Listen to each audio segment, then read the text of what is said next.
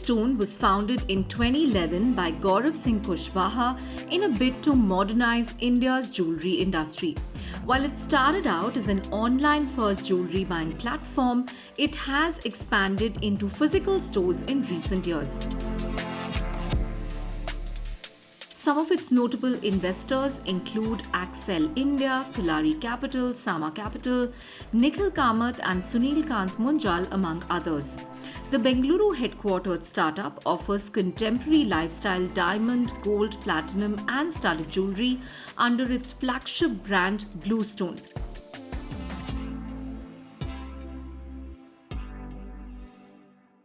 Hello and welcome to yet another episode of PitchCraft. We're in conversation with the founder and CEO of BlueStone, one of India's leading jewelry brands, Gaurav Singh Kushwaha. Thank you very much for joining us on PitchCraft. Before we dive into your deck, Gaurav, let's give some context here for our viewers on the BlueStone story. This was actually your second startup. After graduating from IIT, you worked at a tech firm and then Amazon. Then you started a website called Chakpak and BlueStone after that. So how did that transition happen? And Chakpak was actually into entertainment and Bollywood. And then you decided to go into jewelry. How did that happen? So Chakpak we started in 2007. Me along with my co-founder Nitin, we both were working in Amazon. And what was happening was we were getting when working in Amazon, we were working on a lot of products for global markets, for US markets and so on. And we realized that India actually lacked a, let's say, quality Web 2.0. Web 2.0 was a big term at that time. So Web 2.0 portal around entertainment content, etc., which US had MySpace, US had IMDb, US had lots and lots of such. In fact, Rotten Tomatoes was also there, but India just did not have any of the quality offerings. And we were passionate about movies. Like everyone else in India, we were also very passionate about movies. We used to watch movies almost every Friday. And so we decided to build something. And it started as more of a part-time kind of a thing that, okay, we have some free time at hand after office. So let's just build a portal, let's just put it up there. And then it started getting traction, started getting a lot of traction. We also realized the power of search engine optimization at that time. So we kind of naturally developed an knack for it and we climbed to, I think, India's top 50 websites. No, but again, how did you zero in on jewelry? Because you had the experience of working in horizontal, so-called horizontal marketplaces, Amazon, and then you worked with the Flipkart founders, I think, at Amazon, and then you also helped them with their search engine optimization. We did. When Flipkart, was taking off in 2008, 2009. So how did you make the leap that, I will do it in one vertical and I will do it in jewelry, which is generally a high touch, high expense kind of venture. And back in 2011, people were comfortable buying books online, a few things online, but not gold and diamonds and everything. Yeah. So e-commerce was an obvious one for me after Chakpak. We had seen the rise of Flipkart, Myntra and lots of other good services, good offerings that were there. Also, Amazon had launched Jewellery and Amazon was about to enter India in a big way. Big way also. And having worked in Amazon, one thing I realized was a lot of categories do not have a natural differentiation from horizontals. So essentially, let's say you are operating in certain category and you are the number one player in that particular vertical. But the day Amazon or Flipkart decides to put a tab, one more menu item on their header, saying that, okay, they are also selling this, suddenly you become a number 2, number 3 player. So a lot of categories. With, clothes, fashion, furnishings. Precisely. Yeah. And I think it's obvious. In India, it happened in, let's say, 2014-15, around that time. But in US, it had happened in 2006, 2007 already, and we had already seen that. So there's a website called wag.com, which was into pet care. Now Amazon... Even Zappos. Zappos was the similar case, right? Zappos did good in shoes. But then Amazon decided to enter that category. They undercut them on pricing significantly, and then they acquired them. Correct. Right? So we saw that behavior or that game playing out in a lot of other markets, and so I just wanted to make sure that's a category which is a natural differentiation. So it cannot be or it should not be a category where you just take a box from someone, pack it, and then ship it, because that's horizontal's game. So whatever category I was going to choose should have either supply side differentiation or demand side differentiation. Now, there are 2 or 3 categories where this differentiation kind of became obvious. One was grocery. because the supply side is very, very, very different, right? You cannot just, let's say, while selling books and mobiles, you cannot just put one more tab for vegetables and start using the same supply chain for that. You'll have to build a specialized supply chain. Furniture, in my mind, was differentiated because of the supply side. And jewelry was, and jewelry is differentiated both on the supply side and on the demand side. And what I mean by demand side is in offline world also, you don't see a lot of jewelry being sold to marketplaces, etc. Right? So there was that clear differentiation that in order to build a big jewelry business, you'll have to make a jewelry brand. And then on supply side, as we've now gone deeper all the way to the manufacturing. So a jeweler is always specialist in their own supply chain. So and that does not align with marketplaces supply chains. And that's the reason why Amazon, Flipkart, no one has ever been able to successfully make inroads into this category. Right. So without entering a jewelry store, how did you make this 33-page deck in 2011? And you got Accel to fund it at the idea stage. So when Accel invested in BlueStone in 2011, there was no website, there was nothing. There was literally nothing. They invested, mainly in you. That's right. And what role did the deck play? And how did you go about making a deck? How did you do your market research for this? That you have a right to win in this space. Sure. So one thing that I did very early on, once I decided that this is the category I want to play in, was to build a good team of people who had experience in this category. So we had a person called Shipra. She came from the jewelry background. I had another junior from IIT who also worked in jewelry industry after that. So he went to IIM, then to a jewelry industry, to a jewelry group. His name was Samir Gandhi. So I think these 2-3 people were there around me who gave me a lot and lots of insights on this. So, and we kind of we built the deck and then the company also with their understanding. However, I would like to, and I think in case of Accel, what had happened was Accel, we had already worked with Accel for almost 3 to 4 years. So Accel also had a very, they had a good understanding and idea of what my capabilities are, what we can do, and so on. And I think the initial team also that we had put together, Accel quite liked it, and they felt that okay, this team can actually make inroads into this category. How did you go about building the deck, Gaurav? Who helped you? What did you decide? I mean, how did you decide on what to put in, what to leave out? How long did it take for you to prepare the deck? What were your frames of reference? Did you, for instance, go through, I don't know, Tanishq, Titan's annual report or any other jewelry brand's report to see what they talk about? How did you go about it? So on the deck side, because I'd been in startup space for almost 4 to 5 years, I'd created several decks for Chakpak also before that. I'd met almost 30 VCs pitching for Chakpak as well. So it's not something that I was doing for the first time. However, I think what was new at this time was a deck where the business does not exist right now, right? In Chakpak, the business was always there whenever we created the deck.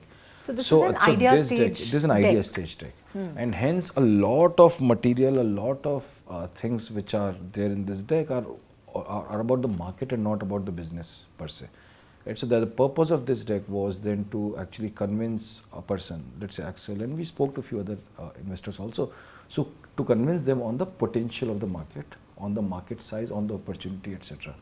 And I think, and hence we did look at Tanishq, we did look at, I think PC Jeweller also used to be there at that time as a publicly traded company, and Tanishq was already big. Tanishq was already, I think it was more than $1 billion in market cap at that time itself. Wow. And what was also happening was that the shift was happening very, very rapidly from unorganized to organized. If you go back 30 years, let's say 90s, etc., almost all the jewelry was being bought from the family jewelers, the city jewelers. Your family jeweler who would literally make it for you. Precisely, right? And right now, I think around 30% or so market has moved to organized. So the shift is happening in a very big market. The shift is happening at a very, very rapid pace. And we saw a lot of those things at that time, at the time of preparing the deck also. We also noticed few things that strengthened our belief that there's not a marketplace categories. Like in offline also people go to the destination and not, let's say, the jeweler who is nearest to you, right? Which is a very marketplace kind of a trade, that whatever is most convenient, just go buy from there. Convenience and price is not something that people are looking for in offline world also. We saw a lot of those trades also. We saw the sheer size of the market. What we also noticed was as we met in the sense did online research, and then through Sameer and Shipra, we've spoken to some of the players in the who were already operating in the category. When we spoke to them, what we also realized was their openness to adopting technology, or their in different categories, people at a different stage. This category largely was dominated by legacy players, by family players and so on, right? So Yeah. when someone is second generation, third generation, for them to adopt to changes, especially the changes that the technology is bringing, is not that straightforward, right? A team of professional, because they keep getting churned. So let's say for a company like Unilever. Don't you think the incumbents would argue that ultimately you started online and then you have come to offline? That's an admission that, offline ultimately is the way to go in India. So, okay, so different for different categories. I am saying, okay, if you look at all the people around you right now, even if they're present in physical world, most of them are on their mobiles half of the time, right? So whether a person is online, whether the person is offline is not, I'm saying it's more of a continuum right now. Then it's a step function that you are an offline person or you're an online person. And that is the kind of behavior that we are seeing in our business also. So different categories, people behave differently. So if I look at, what you've listed here, Gaurav, I think one of, the things that you wanted to capture was the shift that you were seeing in the Indian jewelry market. As you outlined, the patterns were changing. From family jeweler, people were going for branded stuff. From plain metal, there was more emphasis on gem-studded. How did you see this play out? That, it's not just marriage and festival season, there is gifting that's happening throughout the year, and jewelry for fashion rather than an investment. Yeah, so these were the behaviors that were clear to us once we started looking into the markets, and I think a lot of these have played out. So move from family jeweler to branded, this we have seen, right? Yeah. And not just us, but Titan, Tanishq growing as rapidly as they grew, and then Kalyan, Malabar, lots of other quality players also have actually. You'll actually have a lot of company when you become a listed player. That is so true. That is so true. And it's good for us, I think. See, another thing that I keep telling people is, if you look at apparel, right, it's a much smaller market in India, and you look at the number of brands that are there, number of quality players that are there, and if you look at jewelry, which is many folds bigger than apparel, you have lot lesser quality people. So I think it has scope of a lot of good players entering into the market. And then I think a lot of these other changes also that we spoke about, so more of a jewelry for fashion. And by what we mean by jewelry for fashion is jewelry which can actually be worn on, let's say, not such on smaller occasions also, on a usual day also, and not only on marriage. So the entire market was and continues to be largely focused on that big heavy pieces for wedding and those big occasions. But if you look at the way we have moved from joint families to nuclear families. Our occasions, we are not attending 10 marriages, 20 marriages every year these days, right? Just few functions maybe here and there. But then those big family occasions or family functions have now been replaced with smaller outings. What is working out wonderfully for us even right now is our design-led approach. And almost every customer who buys from us, they vouch for design. That, okay, the reasons they bought from BlueStone was design. Right. So the other thing, Gaurav, I think these two were very interesting. One was the target market. You've listed out 4 people, right? Internet savvy men, gifting market, career women, and youth, college going first salary. Yeah. Which of this did not work out, and which was an addition in subsequent years? So I would say largely none of these worked out. So what we realized was, men buy some jewelry for gifting purpose, etc. Maybe you should change this to internet savvy married men. Married men, yeah. And a lot of that jewelry then comes back because the wife wants a return of that bad design that the husband bought. Okay. And she wants to replace it with a good design because the husband never knows what's good and what's bad. So, and that's why we have a 30-day money back policy also, that if you don't like something that your husband has gifted you, you can come back and replace it. So, this was our initial thesis, that these are the kind of people who would buy from us. Our big realization now is that our core TG is in like 25 to 45 years old, and what happens is so typically people start buying with BlueStone or a woman starts buying from BlueStone right after she gets married. And what we've realized is before marriage, a lot of girls, they do their gold and diamond jewelry shopping with their moms. And their mothers typically have their own favorite jeweler, their own family jeweler and so on. But when a couple gets married and when a couple starts living together and when it's first birthday, first anniversary, first Valentine's Day, that is the time when they look for a new jeweler. And what's happening now is a lot of people are not living in the same cities where they grew up. Right. So someone who grew up in Lucknow So might be there's no living family in Bombay. jeweler. So there's no family jeweler and no association there. And these people, they find it more comforting to trust a national brand than a local jeweler in that particular city. You know, this slide on product roadmap is very interesting. I think because it's an idea stage deck, you didn't hold yourself back. You know, phase 1, You're doing everything. solitaire diamond. Phase 2, designer, traditional, men's accessories. And phase 3, you went on to lifestyle, couture, high-end watches. When did you realize that I cannot do all of this? I'm glad we don't have phase 4 and phase 5 in this. We'll be doing... Phase 4, maybe would have had lab-grown diamond.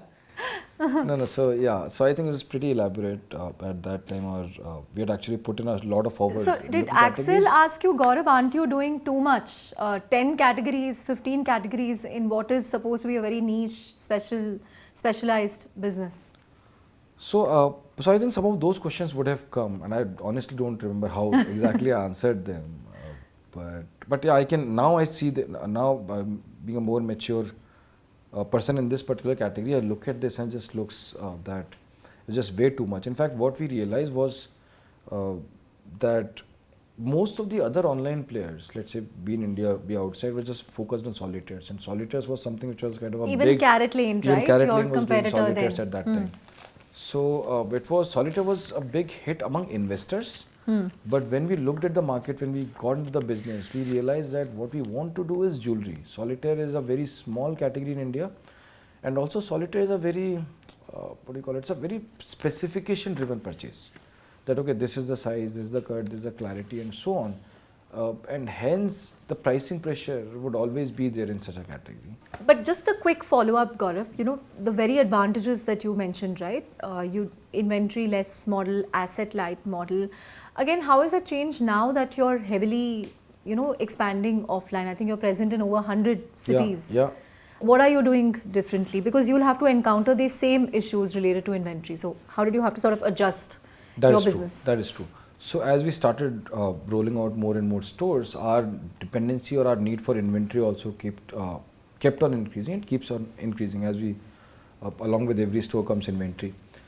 I think what we are doing very, very differently is we are using a lot of data-driven approach to the entire merchandising process. For example, we don't, across 250 or plus stores that we have right now, we don't have a single merchandiser.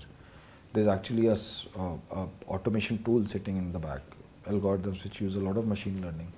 They are sitting there and that algorithm is deciding what goes in what store. So what we are trying to do right now also is, we are trying to make sure that our inventory turns are more efficient, are much higher than the rest of the industry, and that we are still allowed to play that experimental game. Right. You heard out Gaurav on the idea behind BlueStone, how he went about building a thesis for this in his pitch deck. But on the other side of the show, we will be bringing on board Prashanth Prakash of Accel, who actually backed this idea, you know, before it even had a website and sales and product market fit and everything. What really convinced Accel to back BlueStone way back in 2011? Find out on the other side of PitchCraft.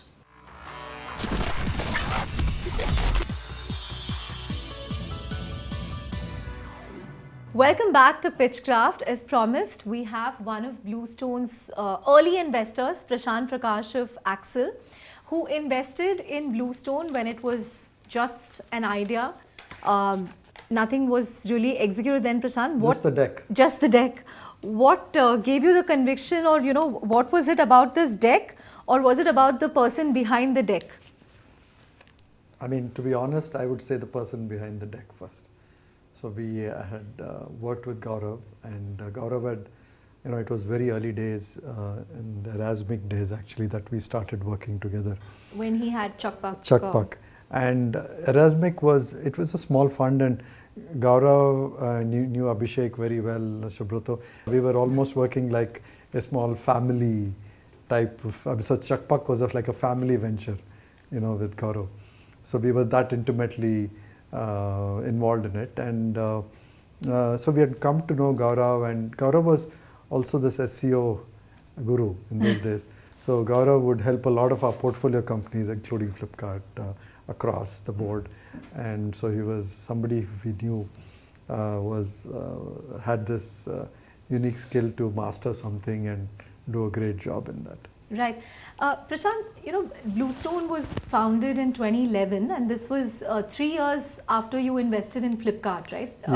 Yeah. So you had already seen the potential that a horizontal marketplace has. Flipkart by then was already very buzzy, at least in Bangalore. It already had raised a lot of money by then. Yeah. You had also started to see the whole mobile kind of phase of and then you had internet, Myntra, which came in with fashion. So we started to see that e-commerce is now in India going to be mainstream. Every category that you can think of will get disrupted with e-commerce.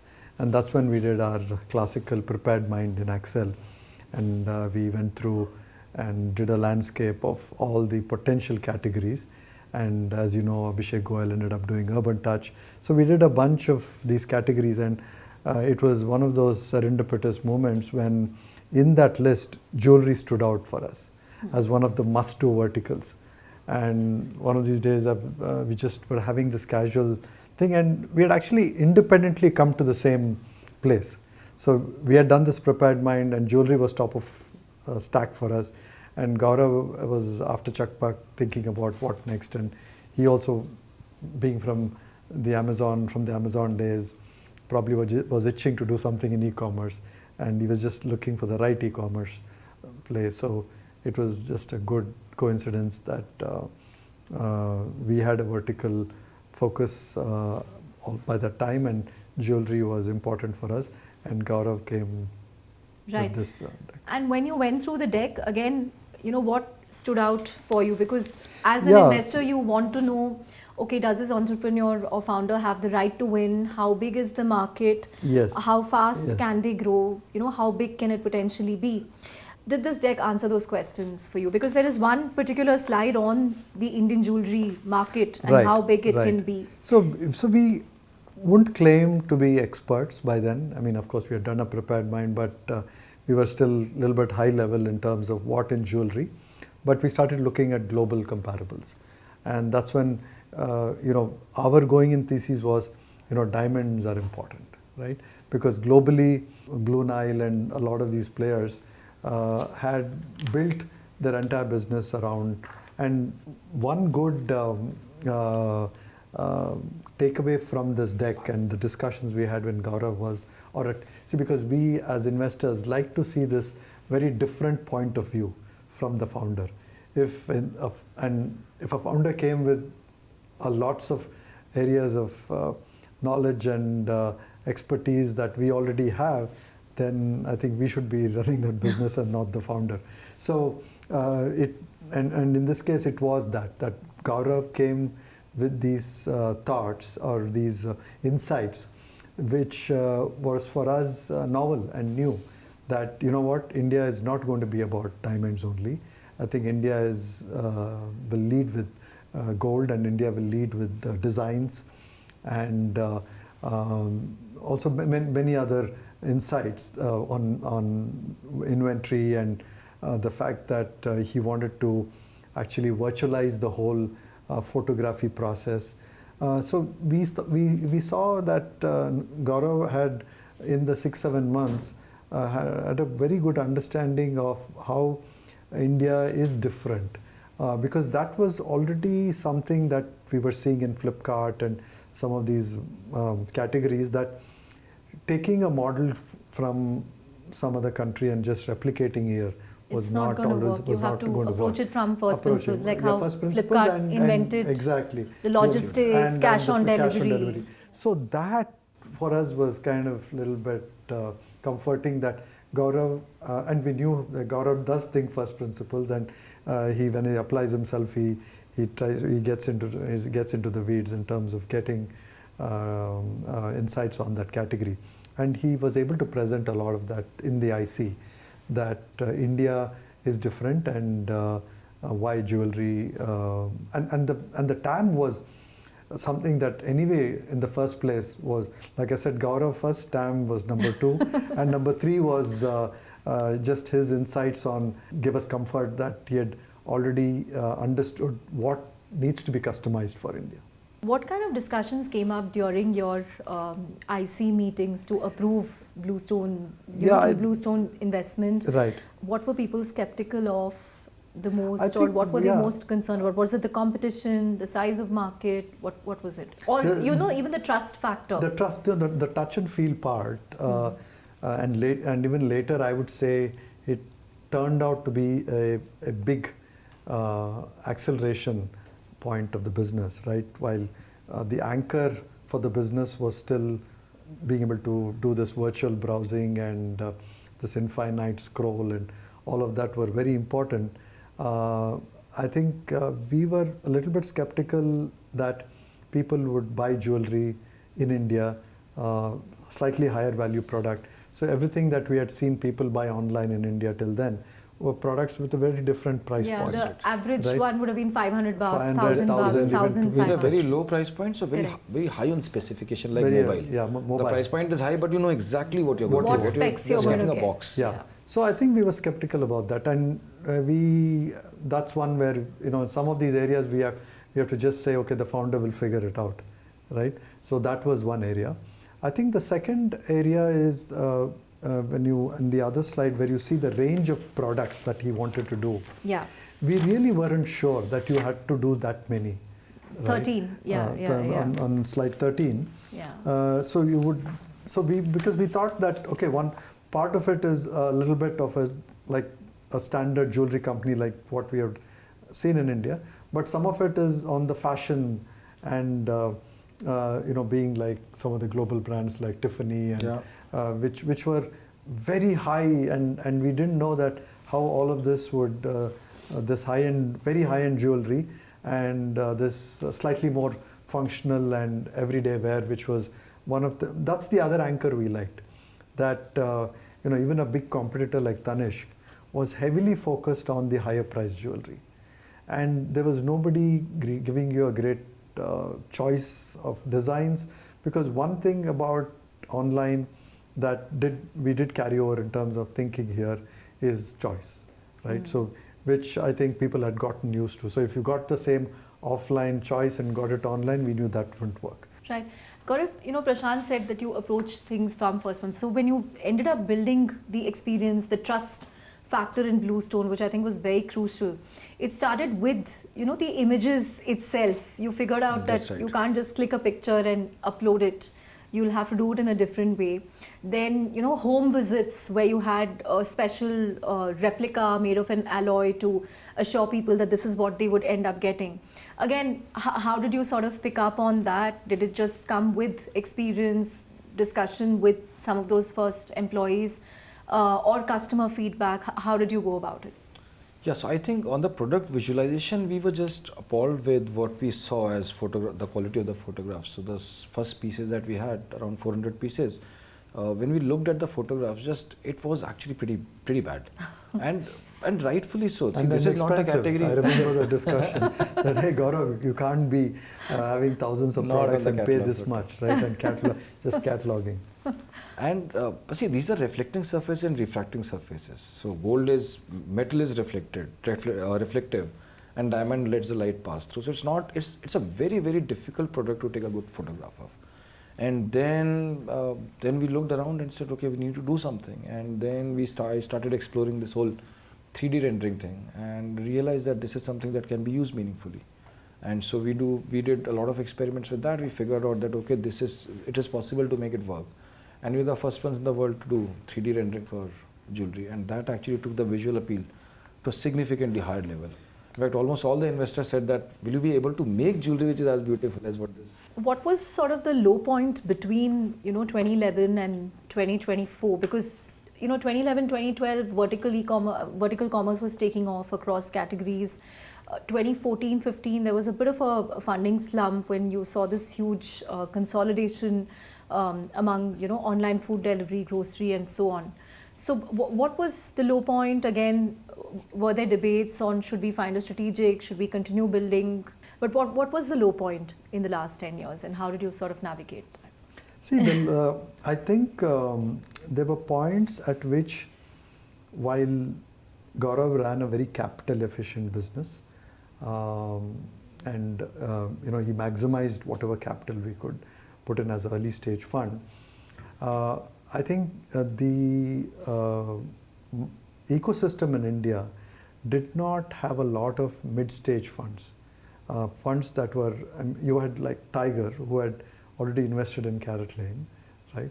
So the number of, and you need other funds who actually believed in vertical e-commerce. And like you said, there was a lot of e-commerce, vertical e-commerce that was going right and wrong. And so there was still not a lot of conviction necessarily that vertical e-commerce is here to stay and will be very large. So there was this dumbbell-shaped thing in India where you had a lot of early stage interest and then slightly late stage interest. The ones in between. So we had some of the existing investors, Kalari, and then Iron Pillar, thankfully at one point came in and bridged a little bit of that mid-stage gap. Yeah. Largely that was the mid-stage gap. So that was what allowed us to take this journey into the omni-channel part. And like Prashanth said, not too many funds were kind of applicable that part. So Gaurav, 2025, if you have to build a D2C brand, a consumer brand, what would your advice be for founders? How should they go about it? Because a lot has changed, more awareness, willingness to spend, experiment, and distribution again has become very easy thanks to quick commerce platforms. How would you go about it? Yeah, so I think it would be different for different kind of brands and different kind of place. So for brands and for categories like FMCG, like let's say healthy snacks, or let's say new kind of toothpaste and so on, I think they can rely a lot on the quick commerce like Instamart, Blinkit, Zepto, etc. And then there's other category of products. So there are category of brands which are actually which rely heavily on, let's say, design differentiation, etc.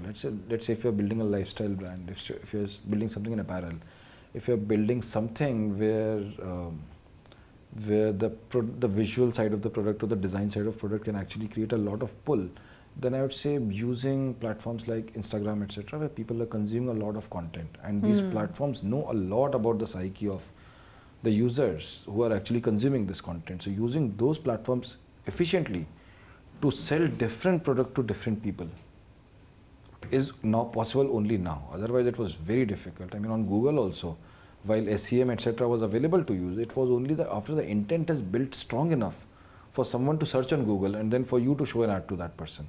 What Instagram and TikTok are doing is they are even before the intent bubbles up, or even before the intent becomes so strong that you actually go to Myntra, Flipkart and so on to shop, these platforms, these machines know already that you will most likely buy a shoe, or you will most likely buy something like this, or you'll most likely buy, let's say, hair regrowth serum, right? So they can actually do a lot better job of kind of pushing it to these customers, and you can actually end up building very strong, very interesting place. And if someone wants to build a jewelry brand? So I think it's a huge category. I think if you compare it to many other categories like apparel, shoes, etc., and you look at the size of those categories and the number of good brands, good products available in those categories, so there's still pretty space. Nice. So it's a huge category. And jewelry is like 6 to 7 times the size of any other category with not more than 4 to 5 quality players. So lots of space and it's a good category to operate. But it's still, just to add to that, yeah. It's not a category that you build in 1 year. I'm saying any other category, you can build very fast or very quickly in that category. This category has a gestation period of 10 years.